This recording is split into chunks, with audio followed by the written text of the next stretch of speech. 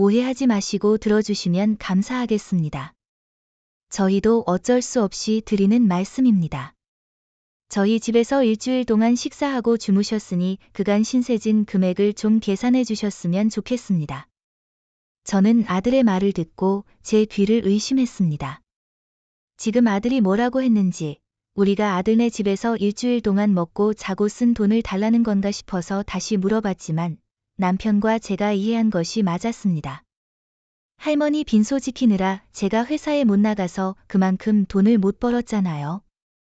이번에 카드값도 너무 많이 나와서 대출을 더 늘릴 수 없어서 그래서 저희 집에서 신세진 금액을 좀 받아야 할 것 같습니다. 그러니까 우리가 너희 집에서 먹고 자고 했으니 그 돈을 달라는 거냐? 한마디로 그렇긴 한데 기분 나빠하지 마세요. 아들이 얼마나 어려우면 이럴까 생각해 주시면 좋겠습니다. 엄마가 애초에 집을 사주셨으면 이런 일은 없었겠죠.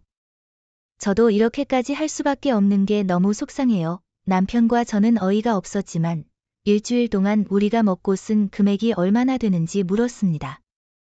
그래, 그럼 얼마를 줘야 하냐? 부모님인데 많이 받을 수는 없죠. 하루에 15만 원 정도 쳐서 일주일이니까. 계산하기 복잡하니 100만 원만 주세요. 그 말을 듣고 저는 어이가 없어서 웃음이 나왔습니다. 100만 원?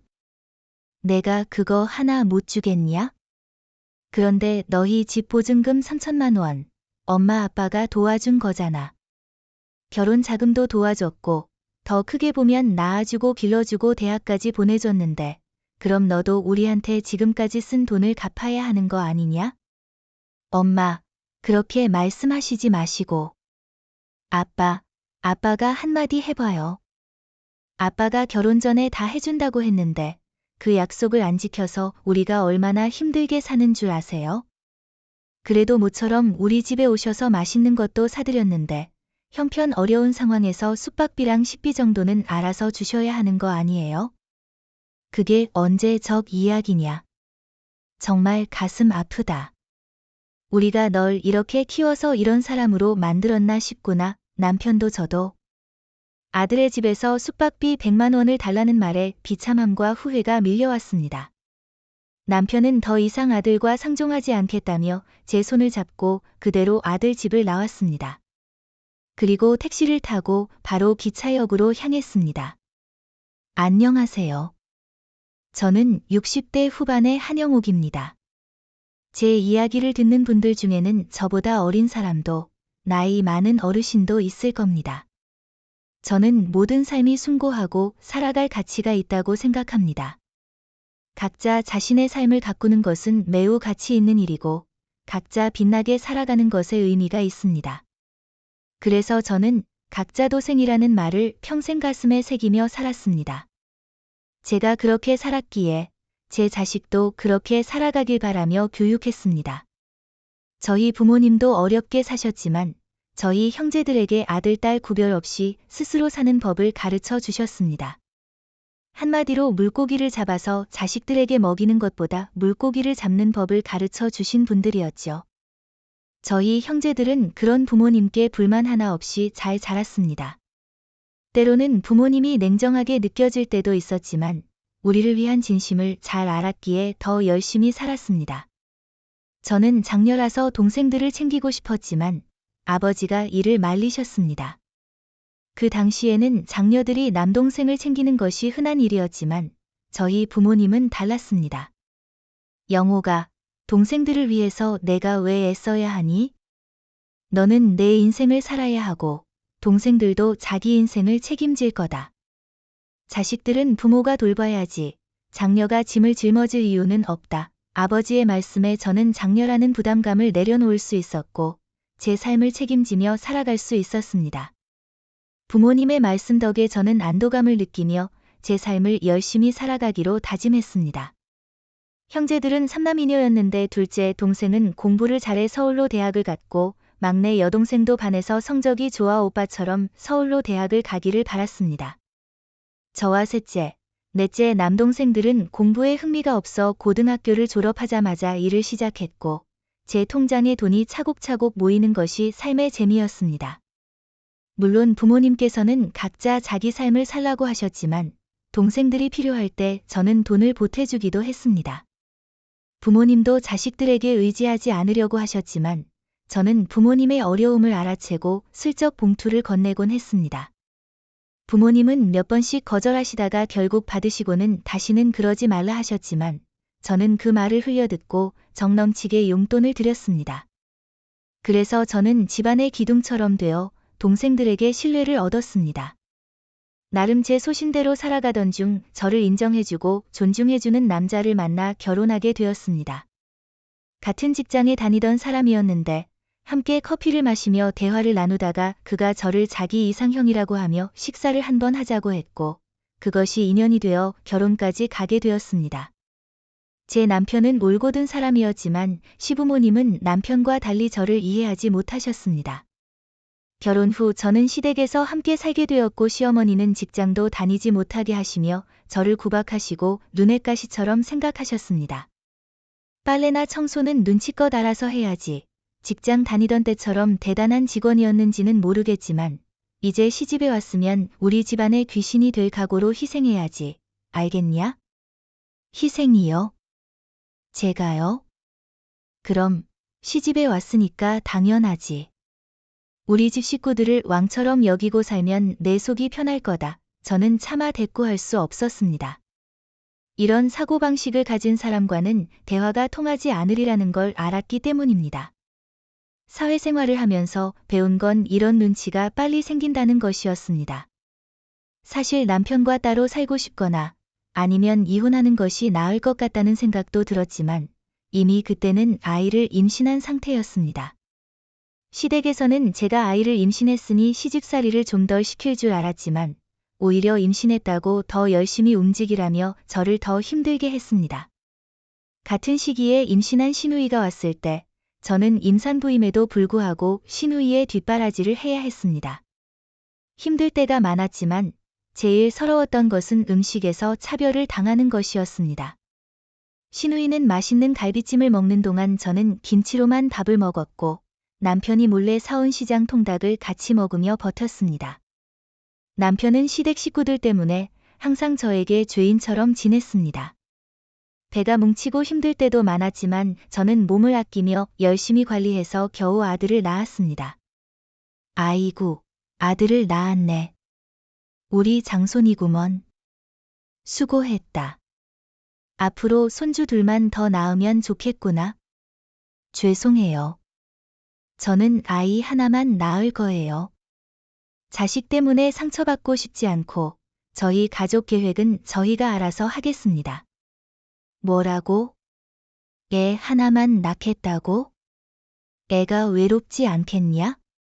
당연히 서너 명은 낳아야지. 낳을 환경이 되어야 낳죠. 이건 저희 가족 문제니 저희가 결정하겠습니다. 너 지금 아들 낳았다고 유세하는 거냐? 어디서 시어미한테 대들어 시어머니께 한 소리를 듣고 시어머니는 저를 시댁에서 내보내려 했습니다. 저도 물러서지 않고 남편에게 말했습니다.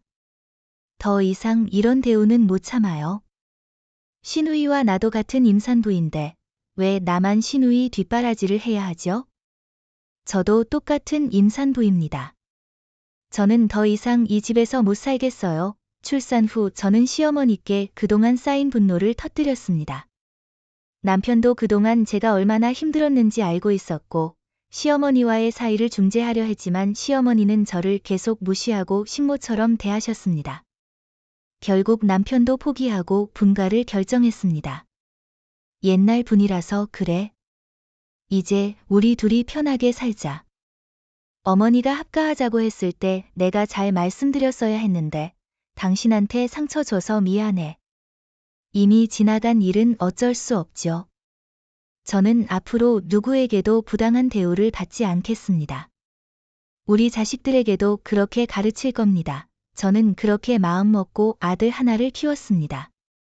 아들 이름은 고수호였습니다. 가끔 아이 하나가 외로워 보이기는 했지만 시댁 식구들에게 너무 화도 나고 서운해서 더 이상 아이를 낳고 싶은 생각이 없었습니다. 무엇보다 남편이 회사에서 벌이도 시원치 않아서 저도 간간히 부업을 하고 일을 하며 돈을 벌고 있었는데 애가 많으면 더 힘든 삶이 분명했습니다. 남편 역시 아들 하나만 낳은 것을 아쉬워하긴 했습니다. 그래서 더 아들에게 잘해주고 아들이 원하는 건 뭐든지 해주려고 했습니다. 얼마나 아들을 각별하게 생각하는지 옷 입기, 양치하기, 세수하기도 아들이 7살이 되어 충분히 할 수 있음에도 남편은 출근하기 전에 항상 아이를 챙기며 일터로 향했습니다. 저는 엄한 편이었기에 아들은 남편을 참 좋아했습니다. 남편은 가정적이고 좋은 사람이었지만 저는 남편에게 아들 그렇게 키우면 안 된다고 말했고 육아 방식으로 인해서 남편과 번번이 부딪혔습니다. 여보, 애 그렇게 오냐오냐 하면서 기르면 안 돼. 어렸을 때부터 스스로 할 수 있는 방법을 알려줘야지. 아들 하나인데 좀 챙겨줄 수 있는 거잖아. 몰라. 내 눈에는 아직 애기처럼 보여서 내가 해줄 수 있는 만큼 해주고 싶어. 아휴, 어머니께서 당신도 장남이라 그렇게 오냐오냐 키웠다고 하시더니. 맞아. 나도 어머니께 귀하게 대접받고 자랐어. 어머니가 나 중학교 때까지 생선살도 발라주고 신발도 신겨주고 옷도 챙겨줬어. 그 기억이 너무 좋아서 우리 아들한테도 그 정을 물려주고 싶어.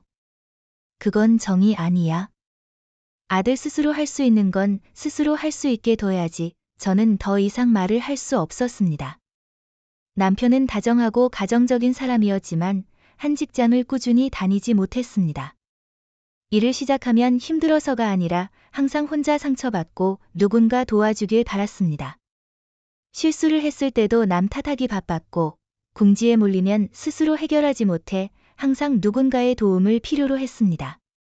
그래서 결국 어머니가 외삼촌의 회사에 소개시켜 주셔서 겨우 월급을 받으며 생활할 수 있었습니다. 남편이 나약하다고 느껴 저는 아들만큼은 마음이 단단한 사람으로 키우고 싶었지만 남편은 아들의 버릇을 잘못 들인다고 생각했습니다. 나는 우리 아들을 나처럼 정 많고 좋은 사람으로 키우고 싶어. 당신은 너무 냉정해. 당신은 그래서 언제까지 아들을 돌봐줄 건데? 지금부터라도 혼자 하는 방법을 익히게 해야지. 부모에게 의존 좀 하면 어때? 나는 우리 아들 다 해줄 거야. 내가 힘닿는 데까지 다 해줄 거라고. 이렇게 남편이 아들에 대한 애정을 표현하니 저는 난감했습니다.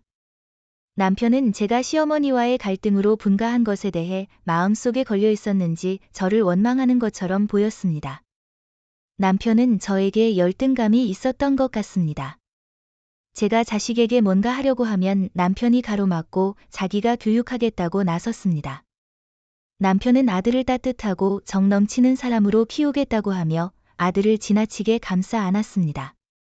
남편은 아들에게 하나부터 10까지 모든 것을 해주었고 덕분에 아들은 초등학교에 들어가도 젓가락질을 제대로 하지 못했고 혼자 화장실 가는 것도 힘들어 친구들과 싸우고 울면서 돌아오곤 했습니다. 하지만 남편은 자신의 교육 방식을 고수하며 굽히지 않았습니다. 괜찮아. 화장실 혼자 못 갈 수도 있어. 조금 늦는 것뿐이야. 친구들과 싸우지 않으려고 노력한 거 알아. 젓가락질 좀 늦으면 어때? 포크로 찍어 먹어도 되고 언젠가 잘 될 거야. 아들은 그렇게 남편의 과보호 속에서 자랐고 못하는 것에 대해 두려워하지는 않았지만 그것은 아버지가 알아서 해줄 거라는 믿음이 있었기 때문이었습니다. 어릴 때는 그러려니 했지만 사춘기에 들어서면서부터 아들은 남편의 말도 제대로 듣지 않았습니다. 아들은 아빠를 볼 때마다 돈을 달라고 했고 제 얼굴만 보면 보기 싫은 듯 문을 잠갔습니다. 왜 내 자식이 이렇게 커야 하는지 모르겠습니다. 혼날만 하면 혼나고 바른 길로 잡아줘야 하는데 남편이 항상 오냐오냐 하니 소용없었습니다. 어쩌면 남편이 저를 원망하며 저를 틀렸다는 걸 보여주기 위해 오기로 그러는 것 같기도 했습니다. 마음 같아서는 이혼하고 자식을 제대로 훈육하며 키우고 싶었지만 남편에게 이혼 사유도 딱히 없었고 그 이유로 아들에게 아버지의 빈자리를 만들어줄 수는 없었습니다. 아들은 결국 고등학교를 졸업하고 대학에 갔습니다. 하지만 그 대학은 지방의 이름도 들어본 적 없는 돈만 내면 갈 수 있는 대학교였습니다. 수호야, 대학이 꼭 전부는 아니야. 그냥 고등학교 졸업하고 회사 들어가는 게 낫지 않겠니? 네가 좋아하는 일을 찾는 게 더 좋을 것 같아. 적성에도 맞지 않는 과에 가서 대학 졸업장이 뭐가 중요하니? 무슨 소리야. 요즘 시대의 대학은 어디라도 나와야 돼. 대학 안 나오면 취직도 안 돼. 기술 익히면 대기업에도 들어갈 수 있어요. 공부하면 공무원도 될 수 있고요. 대학 좀 못 가면 어때요? 당신 지금 애 지방대 들어갔다고 무시하는 거야? 보니까 여기 대학도 못 가서 떨어지는 애들이 수두룩 빽빽인데 그래도 우리 아들 정도 되니까 여기 들어간 거야? 대학 등록금이 한 학기에 330만 원 정도였습니다. 대학 졸업하면 거진 3천만 원이 훅 날아가는데 차라리 3천만 원을 전망 없는 이름 모를 대학 손에 쥐어주는 것보다는 아들의 이름으로 저축이라도 하던지 좀 더 보태어 가게 하나라도 차려주고 싶었습니다. 하지만 남편은 제게 계산적이라며 당신이나 나나 고등학교밖에 졸업 못했음 어떻게 해서든 아들 대학은 보내야 하는 거 아니냐며 제게 무책임하다 말을 함부로 했습니다. 내 딴에는 생각해서 한 얘기였건만 항상 아버지 편만 들던 아들도 이번에는 제가 맞다 했지만 남편은 굳이 아들을 돈만 주면 다 갈 수 있는 대학에 보냈습니다. 거기다 그것 때문에 온 가족이 아들 대학 근처로 이사를 해야만 했습니다. 기숙사에 가면 아들이 외롭다며 장가가기 전까지는 집에서 아들 보고 싶다는 남편의 바람이었지만 이쯤 되니 이제 자유롭고 싶은 아들이 반격을 했습니다. 아빠 그만 좀 해. 나 좀 내버려 두라고. 엄마 말이 맞아. 대학 별로 가고 싶지도 않았는데 아빠 때문에 온 거잖아. 창피하게 나만 이상한 대학 오고 학교 주변에는 논밭밖에 없고 그냥 기숙사나 자취하게 두지. 내가 아빠 소유물이야. 아빠는 그냥 너랑 더 같이 있고 싶어서 그렇지 너랑 떨어지기 싫으니까. 나 이제 군대도 가고 장가도 가야 되는데 아빠가 이러면 내 앞길에 방해만 될 거란 생각은 왜 못해. 아빠가 그렇게 날 위한다면 용돈이나 넉넉히 주면 되는 거야. 나 혼자 살아갈 수 있게 좀 내버려 둬. 남편은 그렇게 애지중지하게 키운 아들에게 마음의 상처를 입었습니다.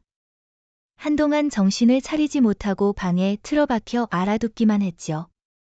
아들은 남편에게 맨날 돈만 달라 했고 남편은 공부하느라 아르바이트도 못하는데 용돈 필요할 거라며 열심히 돈 벌어 아들한테 뺏겼습니다. 저는 중간에 참견하려다가 이제 다 큰 아들 말해봤자 뭐 하나 싶어서 남편하고 또 싸우기도 싫어서 내버려 두었는데 어찌 보면 제가 막을 힘이 있었을 때 막는 것이 좋았을지도 모릅니다. 군대 다녀와서 반짝 철들었을 때 그때를 제외하고는 다시 아들은 원래대로 돌아갔고 대학 졸업하고 나서도 통취직을 할 생각을 하질 않고 아버지에게 돈만 타내셨었습니다. 거기다 경기도에 집을 팔고 지방으로 왔는데 지방에 비해 수도권 집값이 훨씬 많이 올라버려 다시 돌아가기도 어려운 상황이 되고 말았습니다. 지방으로 이사 오면서 남긴 돈으로 우리 식구는 생활하고 있었습니다. 남편은 아들 용돈 줘야 한다며 새벽에는 신문 돌리고 낮에는 폐지도 줍고 빈병도 줍고 해서 간단히 팔거나 가끔 농사일을 도와서 돈을 벌고는 했습니다. 아들은 그걸 당연시 여기고 살면서 맨날 친구들 만나서 놀러나 다니고 있었는데 서울 강남으로 놀러 갔을 때 거기서 예쁜 여자 사귀게 되었습니다. 여자를 만나게 되니 아들은 그럴듯한 직업이 필요하다 여겼는지 읍내에 나와 있는 사무실에 취업을 하며 명함을 받습니다. 남편이 그걸 보고 제일 기뻐했습니다.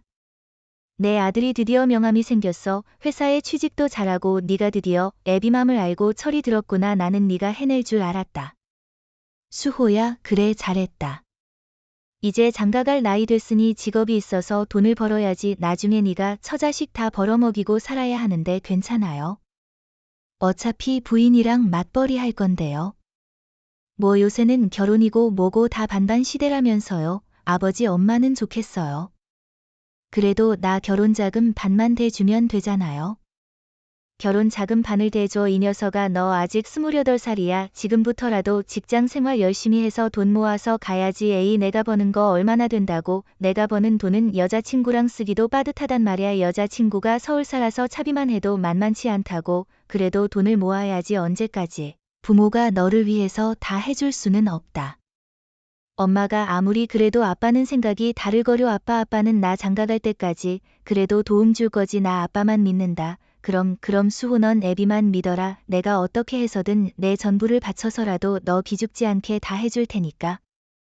저는 어이없게 남편을 바라보았고 남편은 수호가 자신을 믿어주고 의지를 한다는 것만으로도 뿌듯해했습니다. 수호는 이참에 뭔가 확실하게 결정짓고 싶었던지 서울 사는 만나던 아가씨를 조만간 한번 데려와 소개를 시켜주겠다 했습니다.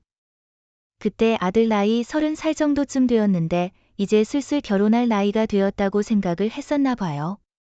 게다가 만나는 여자 친구가 알고 보니 3살 정도 연상이었습니다. 여자가 나이가 있다 보니 재촉을 하는 건지 수호는 빨리 진전되기를 바라는 것 같았습니다. 아들은 여자친구를 데리고 오겠다고 토요일 일찍 그 잠 많던 녀석이 새벽 기차에 올랐고 저녁 때쯤 돼서야 여자친구를 데리고 왔습니다. 저는 아들이 여자를 데려온다는 소리에 장을 봐와서 바리바리 싸들고 식탁 위에 펼쳐놓고 요리하느라 바빴습니다. 아들과 미래에 어떻게 되든 부모님께 소개하는 것만으로도 의미가 남다르다고 생각했습니다. 열심히 정성 들여 아들이 좋아하는 해물찜을 하고 큼지막한 전복을 열심히 다듬어서 마늘과 버터를 넣고 칼집을 내어 함께 구웠습니다. 각종 정성 들여 한 밑반찬들과 굴비를 구워 크게 일상을 만들어냈습니다.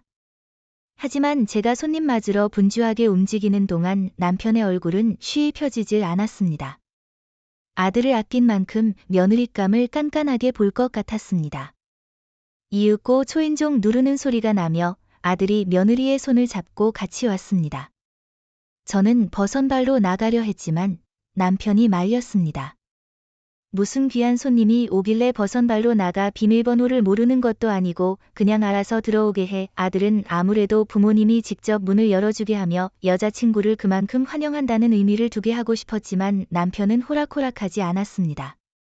초인종에 응답이 없자 아들은 김새 따는 듯 문을 열고 여자친구와 들어왔고 손님한테 무안해서 제가 먼저 인사는 했습니다. 어서 와요. 내가 밥을 차리느라 미처 초인종 소리를 못 들었네. 먼 길 오느라 힘들었죠. 조금 멀긴 했는데 오랜만에 기차 여행하는 셈치고 재밌게 오기는 했어요. 저는 정윤아라고 합니다. 수호 씨랑 사귄 지는 이제 1년 정도 됐어요. 그렇구나. 만나서 반가워요. 참 예쁘게 생겼네. 우리 수호가 반할 만에 별 말씀으려 와. 근데 엄청 맛있는 냄새가 나네요. 제가 계속 기차에서 간식 먹고 싶어 했는데 수호 씨가 맛있는 거 먹자 해서 참았거든요. 아, 그래요. 시장하죠. 얼른 와서 한술 떠요. 수호야 뭐 하고 있니? 얼른 여자친구 식탁에 앉혀라. 며느리는 몹시도 시장했던지 자기소개를 한 후 바로 음식을 먹고자 했습니다. 솔직함에 살짝 당황했지만 저는 그럴 수 있다. 여겨 얼른 식탁에 앉혀들라 했습니다. 남편이 한술 뜨기도 전에 잘 먹겠습니다. 하며 젓가락으로 전복구이를 가져가는데 참 복스럽게 잘 먹었습니다. 저야 어쨌건 손님이 맛있게 먹어주니 좋았지만 남편은 계속 마뜩찮게 며느리감을 보며 지나치지 않았습니다. 우리 집이 식당도 아니고 뭐 먹으러 왔나. 그보다 남자친구네 집에 왔으면 최소한 뭐라도 사와야지. 어떻게 빈손으로 와. 그러자 며느리가 재빨리 젓가락을 내려놓으며 어쩔 줄 몰라 했습니다. 저는 생각도 못했는데 빈손으로 왔다고 뭐라 꼬집는 남편도 굳이 손님에게 무안을 줄 필요 있나 싶었습니다. 아들의 눈빛은 매서워졌고 바로 아버지에게 반박했습니다. 여기서 사오자 했는데 제가 그냥 가자 했어요. 곧 일식구가 될 건데 빈손으로 올 수도 있는 거 아니에요? 뭐 얼마나 안다고 그런 걸로 사람 민망해지게 말씀하세요. 야, 이 녀석아, 그래도 예의라는 게 있지. 제대로 배운 집 자식들은 이렇게 무턱대고 안 와. 너는 그래도 지방대라도 나왔는데 저 아가씨는 대학물이라도 좀 먹었어. 나랑 아빠보다 가방 끈 긴 여자야. 대학원까지 졸업했다고 빈손으로 일 버놨다고 뭘 집안 얘기까지 해. 대학원까지 나왔다는 말에 남편은 더 이상 아무 말 않고 밥을 먹었습니다. 며느리감은 얼굴이 시뻘개져서 음식을 다시 깨작깨작 먹기 시작했고 밥을 채 반 공기도 먹지 못하고 젓가락을 내려놓았습니다. 첫 술을 참 맛있게 떴는데 남편 때문에 기분이 상해 밥맛까지 달아난 모양이었습니다. 그렇게 정성껏 만든 식사를 먹는 둥 마는 둥 하며 남편은 며느리감에게 호구조사를 시작했습니다. 밝게 온 며느리는 이내 무릎까지 꿇고 바짝 긴장하는 것처럼 보였습니다. 어머니가 저 어렸을 때 아버지랑 이혼해서 홀어머니 밑에서 자랐습니다. 동생 둘 있고요. 가방은 짧고 직업 없어도 좋으니 나는 화목한 가정에서 자란 며느리감을 바랬건만 아쉽긴 하구먼. 아빠, 지금 무슨 말을 하는 거야? 미안해 유나야, 아빠가 원래 안 그런데 갑자기 왜 이렇게 막말을 하시는지 모르겠네. 아들은 남편을 돕기 눈으로 하고 더 이상 대화가 이뤄질 수 없을 것 같았기에 며느리감 손을 잡고 그대로 나가버렸습니다. 남편도 얼굴이 불편해 보였습니다. 이렇게 서로 불편해할 것을 왜 자꾸 며느리를 못살게 굴었냐 했더니만 남편은 아무 말도 하지 않았습니다. 굳이 얘기를 하지 않아도 알 것 같았습니다. 질투였겠지요. 내가 애지중지 기른 아들을 며느리에게 뺏길 수 있을 수도 있다는 두려움이 남편을 이리 만든 것은 아닌가 싶었습니다. 아들은 그날 집에 안 들어왔고 며칠 있다가 들어와서는 제 아버지와 대판 싸웠습니다. 저는 부자간의 다툼을 말리면서 아들에게 아버지의 감정에 대해서 잘 말해 주었지만 아들의 화는 쉽사리 풀리지 않고 오래 갔습니다. 그런 상태에서 아들은 상견례 날짜를 무턱대고 잡았고 남편은 고민 끝에 아들의 결혼을 허락할 수밖에 없었습니다. 저희는 서울까지 가서 음식점에 사돈 되실 분과 여동생들을 보았는데 첫인상이 솔직히 말하면 그리 좋아 보이지는 않았습니다. 우리 며느리 될 아이는 그나마 예쁘고 좋게 말해서 솔직했지만 안사돈 되실 분은 기가 센 게 느껴지기는 했습니다. 여동생들도 마찬가지였죠. 유나에게 얘기 들었습니다. 제가 이혼한 것 때문에 우리 딸이 바깥사돈께 면박을 당했다고요. 아, 아닙니다. 면박이라뇨. 그저 저희 남편은 며느리에 대해서 궁금해 물었는데 며느리가 솔직하게 대답해서 당황해서 얼떨결에 나온 소리였습니다. 남편은 반박하려고 했는데 제가 살짝 무릎을 꼬집으며 눈치를 주었고 아들은 불안하게 쳐다보았습니다. 행여나 이 결혼이 잘못될까봐 걱정되었던 것이었습니다. 며느리도 섣불리 자기 엄마에게 얘기를 한 것이 후회가 되었던지 진땀을 뺐습니다. 저는 안사돈이 불같은 성미라는 것을 알고 살살 달래었습니다. 저희가 초면인데 자식들로 하여금 좋은 인연을 맺어야지 처음부터 어긋나면 안 되지 않겠습니까? 그렇긴 하죠. 그럼 애들 결혼은 언제 시킨답니까? 요즘 애들이 알뜰하고 똑부러져서 지희들끼리 직장을 알아보고 있는 것 같은데 아무래도 서울서 하시는 게 좋으시겠죠. 그러며 저희는 서울 토박이라서요. 지방에서 살아본 적이 없습니다. 우리 애들 학교도 다 서울에서 졸업했으니까요. 안사돈은 돌려서 아들 지방대 나온 것을 한마디 짚고 넘어갔습니다. 아들의 얼굴이 시뻘개졌지만 저는 동요하지 않고 말했습니다. 저희도 서울 토박이입니다. 어쩌다 보니 지방에서 살게 되었지만 일가 친척들이 다 서울에 있어서 서울에서 식 올리는 거 대찬성입니다. 제가 잘 구스르며 안사돈의 비위를 맞춰주자 안사돈은 그제서야 조금씩 엉켜 있었던 마음이 풀리는 것 같았습니다.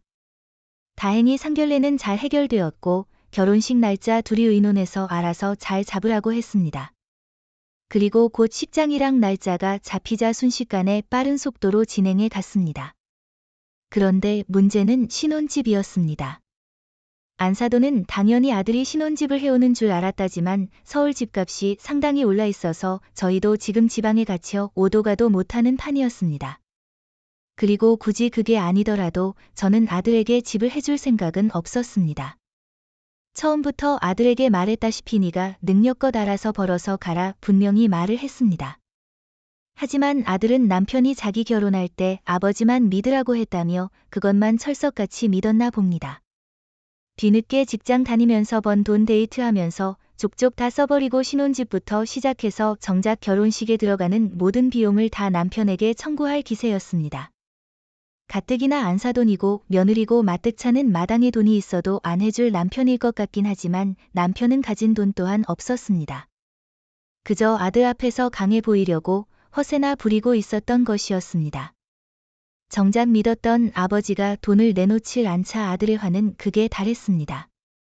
이제 와서 그런 말을 하면 어떻게 아빠가 나 다 도와준다고 했잖아.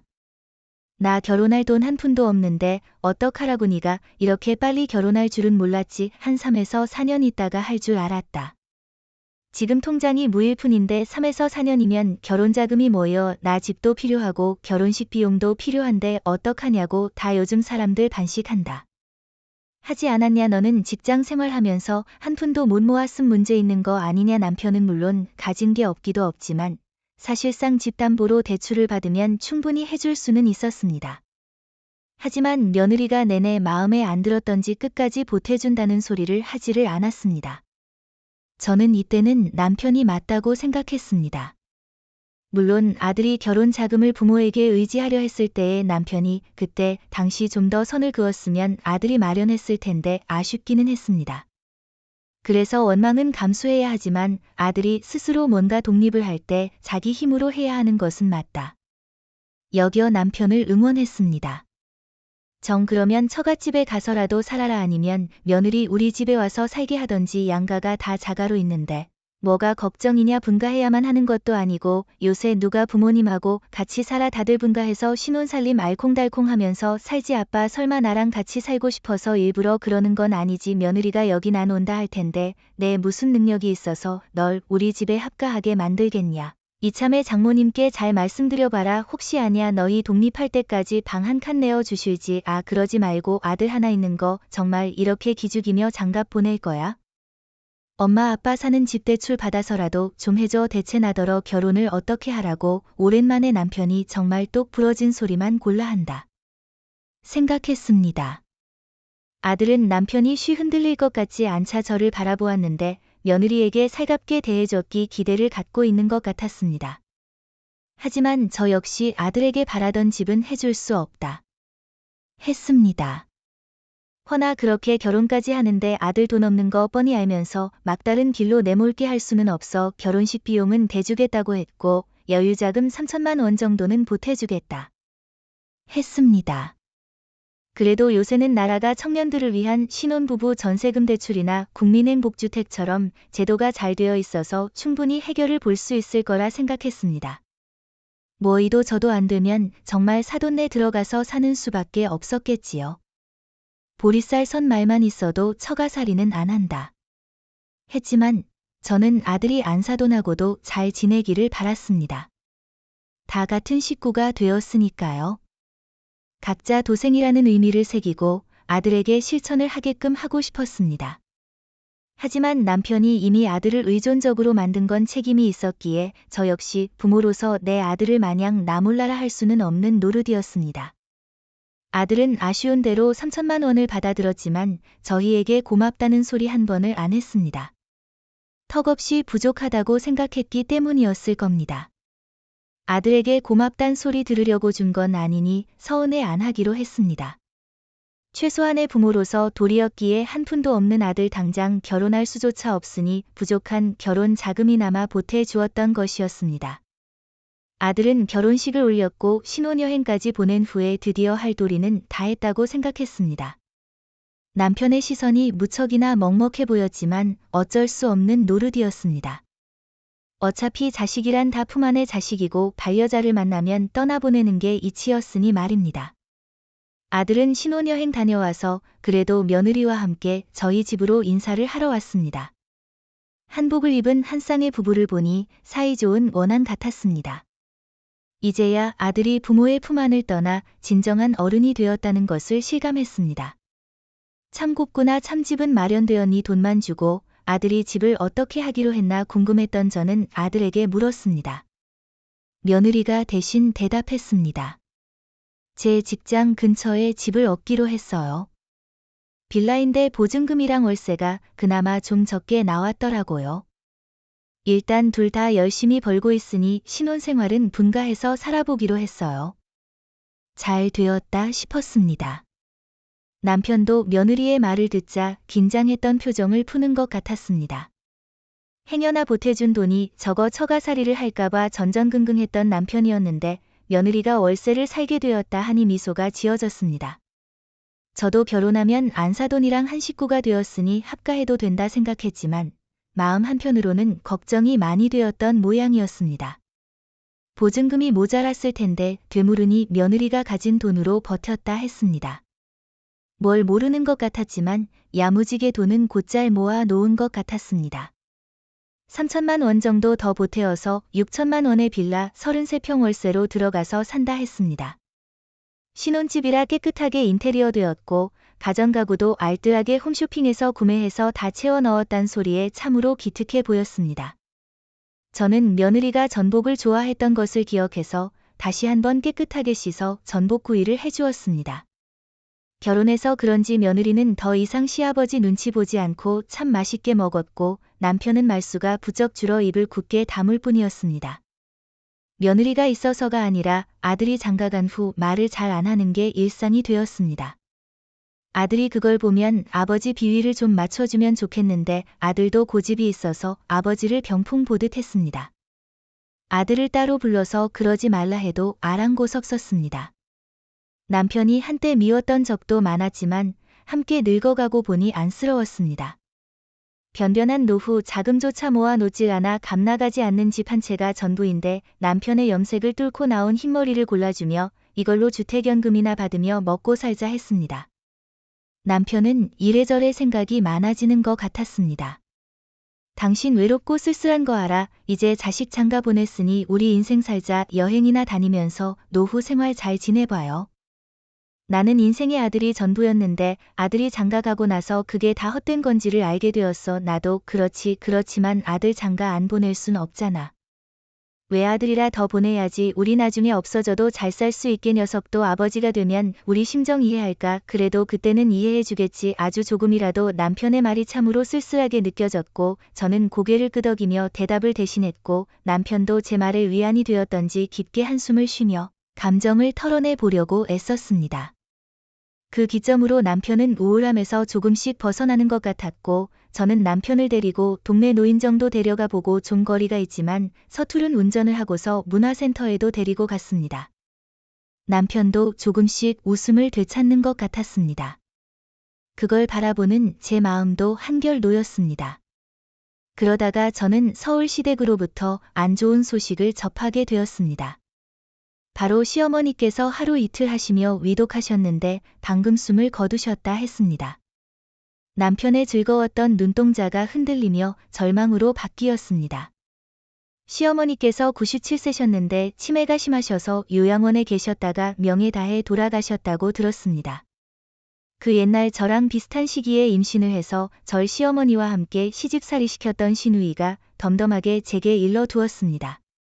당연하게 부모님이 돌아가셨으면 슬플 터인데 97세나 되셨다 하니 그저 다 호상이라 생각한 것이었습니다. 자주 찾아뵙지도 못했는데 막상 날 미워했던 시어머니가 요양원에서 돌아가셨다고 하니 비록 상극이었어도 친정 부모님 돌아가실 때 못지않게 흐느끼며 눈물을 흘렀습니다. 사실 시어머니와 분과 후에 그래도 명절이며 반찬 가지러 갈 때 자주 보고는 했는데 아들 대학 가면서 지방으로 이사 오게 되면서 시댁을 거의 안 가게 되었는데 그때 좀 찾아뵐 걸 후회가 들었습니다. 있을 때 잘하라는 말이 괜한 말이 아니었습니다. 어머니께서 운명하셨다 하니 저희는 서둘러 그날 밤 기차로 서울에 있는 병원으로 가기로 했습니다. 아들내외에게도 연락을 했습니다. 지금 할머니가 돌아가셔서 엄마 아빠 병원에 가고 있다고 너도 얼른 며느리와 함께 준비하고 병원으로 오라 했습니다. 함께 살았으면 시어머니와 아들과 정이 많았을 텐데 아무리 핏줄이라도 보지 않고 지내니 남남이나 다름없었습니다. 야근하고 방금 들어와서 자고 있는데 내일 가면 안 돼요. 저 너무 피곤해요. 엄마 네 아버지가 장남인데 네가 상주이다. 당연히 상주가 먼저 와서 자리를 지켜야 하지 않겠어. 아 정말 몸이 너무 피곤한데 일단 알았어요. 아내 깨워서 되도록 가보도록 할게요. 아들은 자기가 할머니에게 얼마나 사랑받았는지조차 기억을 못하며 불평불만을 하며 부어오른 목소리로 전화를 끊었습니다. 그날 아들은 친척들 다 했는데 결국 오질 않았고 다음날 10시쯤 돼서야 회사 가서 조모상으로 휴가를 받아오게 되었습니다. 오랜만에 보는 아들은 며느리가 잘 먹였던지 볼이 통통해져 있었습니다. 며느리는 왜 같이 안 왔냐 했더니만 회사에 긴급 프로젝트가 있어서 빼기 힘든 상황이라 일단 퇴근하면 들린다 했습니다. 얼굴도 모르는 시할머니 장례보다는 며느리는 일이 더 중요한 것 같았습니다. 남편이 친척들을 소개하며 아들과 인사를 시켰지만 반가워하는 친척들에 비해 아들은 시큰둥했습니다. 한가한 낮 시간에 아들은 구석진 곳에서 핸드폰 게임을 하거나 자거나 밖에서 친구들과 시도 때도 없는 통화를 하며 자리 비우기 일쑤였습니다. 아들에게 할머니가 돌아가셨다는 슬픔은 전혀 보이질 않았습니다. 의무인이 자리를 지키고 있을 뿐 되려 귀찮은 일에 휘말렸다라는 번거로움이 더 가득해 보였습니다. 퇴근 시간이 되었지만 며느리는 끝까지 오질 않았습니다. 아프다는 이유로 수혜까지 맞았다며 못 올 것 같다고 못 박았습니다. 언니 근데 수호 좀 심하지 않아요? 수호 저도 그렇고요. 아니 지가 상주인데 어떻게 할머니 장례식장에서 저럴 수가 있어요. 형수님 아무리 장가든 다 큰 아들이라지만 나무라실 건 나무라셔야 합니다. 이건 도리고 예의지 않습니까? 적어도 슬퍼하는 심율은 해야지요. 아니 며느리는 대체 누굴 들인 건데 이 핑계에 저 핑계대며 시할머니 빈소를 안아요? 나 참 교육 잘 받은 며느리 들이셨습니다. 친척들이 수근거리기 시작했습니다. 아들과 며느리가 잘못한 것은 알지만 막상 안 좋은 소리들이 나오니 신경이 쓰이고 기분이 좋지를 않았습니다. 남편 또한 얼굴이 굳어져 갔고 수호에게 일어나라 똑바로 말했지만 아들은 말을 듣지 않고 여전히 게임에 몰두 중이었습니다. 뭐가 재밌는지 키득키득 웃기도 하는데 남편은 결국 참지 못하고 아들을 밖으로 끌어내어 넉살을 잡으려 했는데 시어머니 빈소에서 부자끼리 싸움은 아닌 것 같아 저와 일가 친척들이 다 동원되어 말렸습니다. 나쁜 여성 네 할머니가 너를 얼마나 예뻐하셨는데 어떻게 네가 이럴 수가 있냐. 너는 안 늙을 줄 알아. 이런 순간 없을 줄 알아. 너 그러는 거 아니다. 수호야 어우 잔소리 진짜 듣기 싫어 죽겠네. 발인식 내일 하루 남았으니까 내가 참는 거야. 아빠 더 이상 건들지 마. 남편은 얄미운 소리를 하는 아들에게 달려들려 했지만 제가 필사적으로 말리며 둘이 떼어놓았습니다. 수호에게도 제가 그러는 거 아니라고 따끔한 소리를 했지만 자기 딴에도 속이 탄다고는 했습니다.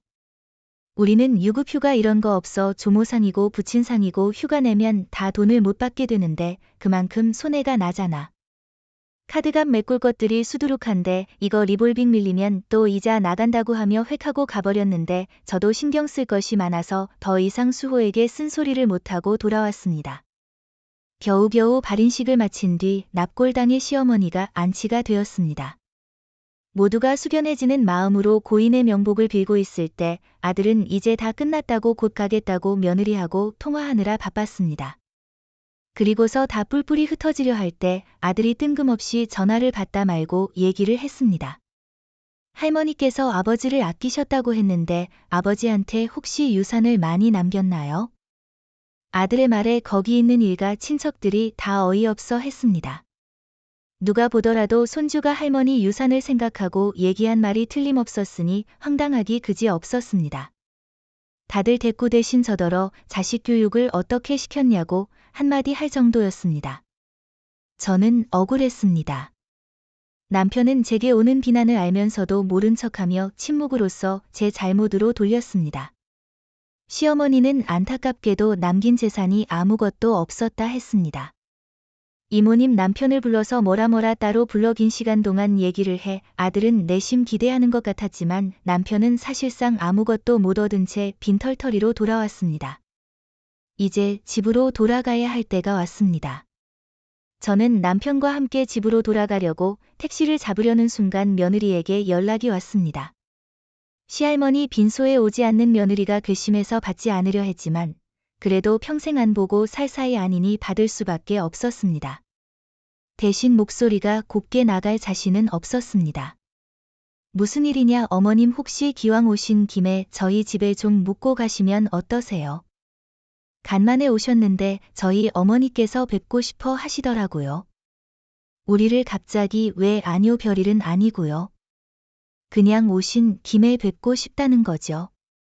어머님 말씀대로 한 식구니까 내친 김에 서울 구경도 좀 하고 가세요. 어머니 댁이 서울이 아니에요.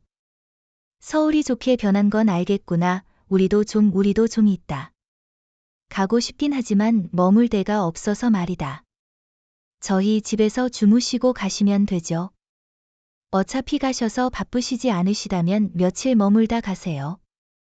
며느리의 입에서 나올 만한 소리가 아니었는데 며칠 머물다 가라는 소리에 깜짝 놀랐습니다. 제가 아들 부부 내외에게 별 기대가 없었나 봅니다.